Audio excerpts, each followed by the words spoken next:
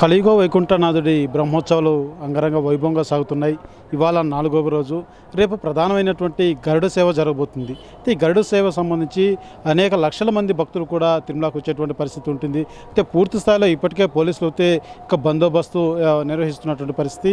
రేపు జరగనున్నటువంటి గరుడ సేవకి ఏ రకమైనటువంటి ఏర్పాట్లు చేశారు బందోబస్తు, వచ్చేటువంటి యాత్రికులను దృష్టిలో ఉంచుకొని ట్రాఫిక్ కావచ్చు, ఈ యొక్క గ్యాలరీ వ్యవస్థ కావచ్చు, ఏ రకమైనటువంటి బందోబస్తు వ్యవహరిస్తున్నారో మనతో పాటు తిరుపతి ఎస్పీ సుబ్రాట్ సార్ ఉన్నారు. ఒకసారి సార్తో మాట్లాడి మరిన్ని విషయాలు తెలుసుకుందాం. సార్, ఏదైతే ముఖ్యంగా ఈ గరుడ సేవ అనేది చాలా ప్రధానమైనటువంటి వాహనం, భక్తులు కూడా అధిక సంఖ్యలో వచ్చేటువంటి పరిస్థితి ఉంది. ఏ రకమైనటువంటి బందోబస్తు నిర్వహిస్తున్నారు? ట్రాఫిక్ కావచ్చు, గ్యాలరీ వ్యవస్థ కావచ్చు, బందోబస్తు సిబ్బంది కావచ్చు, మొత్తం ఎలా వ్యవహరిస్తున్నారు సార్? అందరికీ నమస్కారం. తిరుమల శ్రీవారి బ్రహ్మోత్సవాలలో అత్యంత ముఖ్యమైన రోజు గరుడోత్సవం. గరుడోత్సవానికి సుమారు ఇతర రాష్ట్రాల నుండి కూడా చాలామంది లక్షల మంది భక్తులు ఇక్కడికి చేరుకుంటారు.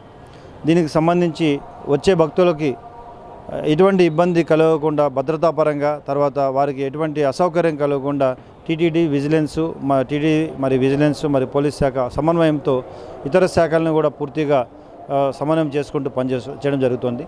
దాదాపు పోలీస్ పరంగా 3600 మంది పోలీస్ విభాగాలని ఇతర వివిధ స్థాయి అధికారులను ఇక్కడ తిరుమలలో, మరియు 1500 పర్సనల్ని తిరుపతిలో ఉంచి వీళ్ళందరినీ కూడా వివిధ ప్రాంతాలలో డిప్లాయ్ చేయడం జరిగింది.